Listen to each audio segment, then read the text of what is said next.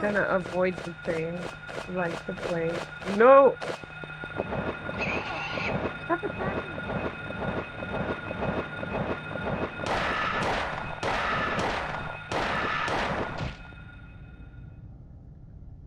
Looks like a pterodactyl. What's the appeal of horror games, and why do players willingly submit themselves to terror, fear, and anxiety?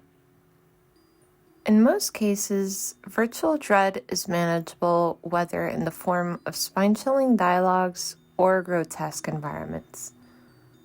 Plagued by superstition, social pressure, be it religious or political, and possibly urban myths, horror games provide an outlet for self-discovery, creating malleable circumstances for exploration and inquiry.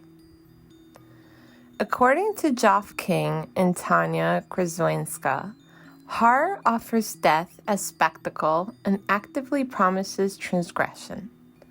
Set against the backdrop of an apocalyptic event or a lugubrious reality, the genre itself can be manifested in different forms: narrative-driven, survival, jump scare, psychological, and so on. The appeal is tied to our natural propensity to experience a fight-or-flight response in the face of terror. Though the player is physically seated, armed perhaps with no more than a keyboard and mouse or a controller, players experience much more on a neuronal level, which is why the appeal is so great, as it stimulates the middle brain. Acute fear will increase activity in the brainstem, thalamus, and amygdala, resulting in various physical responses. Think maybe screaming banshees or horribly disfigured monsters, creepy crawlies, or the suspense of not knowing what is hiding in the dark. The artificial stimuli is perceived as a realistic threat by the brain, which will amplify feelings of anxiety and panic in order to prioritize self-survival. The upside? Well, especially for those dealing with mental health issues, the excess adrenaline temporarily stabilizes one's mood. Moreover, when understood as entertainment in lieu of terror per se, these games can build resilience. Why? Well, because their effect is cathartic, and the nature of video games enables the player to act on the spooky, scary stuff. The reward is safety, feelings of relief.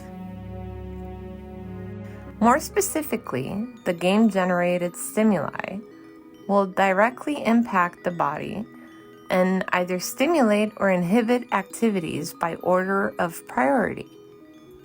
As an effect, better oxygenation needed for muscle activity and the respiratory system is made possible to allow for fighting and quicker running. Hence, fight and flight, both of them natural defensive skills. The way this happens is through the sympathetic nervous system, impulsed by the hypothalamus, which controls the hormonal glands, the adrenal, reproductive, and so on. In layperson's terms, the body will second place digestion, which will temporarily stop, and either cause excretion or continence. As nerve impulses rapidly pass through the nervous system, fear hormones are secreted by the adrenal glands, located right on top of the kidneys. In a matter of minutes, the breathing quickens, blood vessels become dilated, and the heart rate is increased.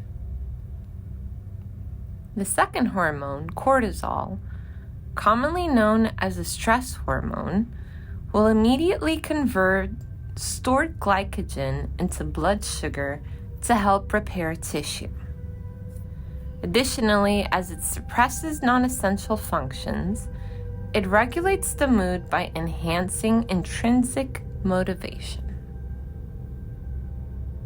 Following a jump scare or a prolonged fear-inducing episode, the body will return to normal by inducing homeostasis, the Greek term for internal stability, by which living organisms achieve normal variables like body temperature, mineral concentration, blood sugar, and so on.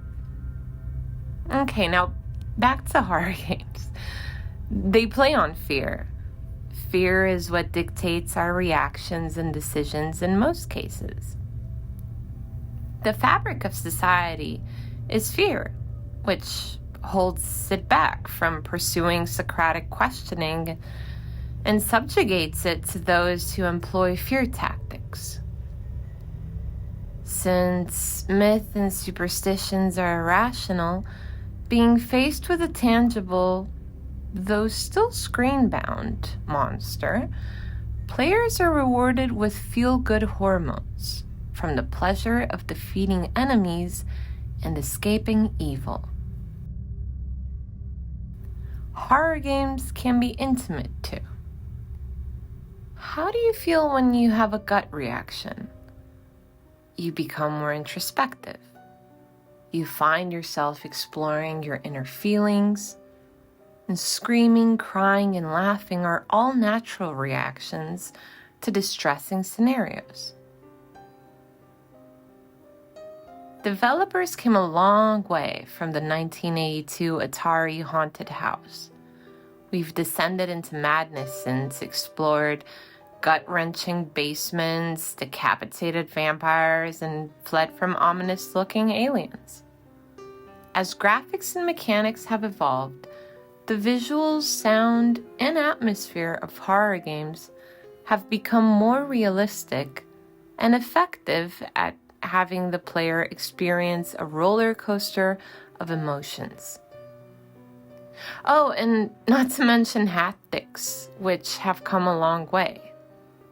Fear is now palpable, and the controller can connect the player to the game, much like the TV in Hooper's Poltergeist. And that's because horror is an effective genre. Horror is built on shock, fear, and disgust, and these feelings can freeze our body or compel it forward. Horror games demand the player to react in a dynamic environment. They are more than a movie whose promised experience is rather passive. A scene can always be skipped, or you can hold your hands up and cover your eyes, but a game requires you to face the terrifying things lurking in the dark and advance in order to get to safety.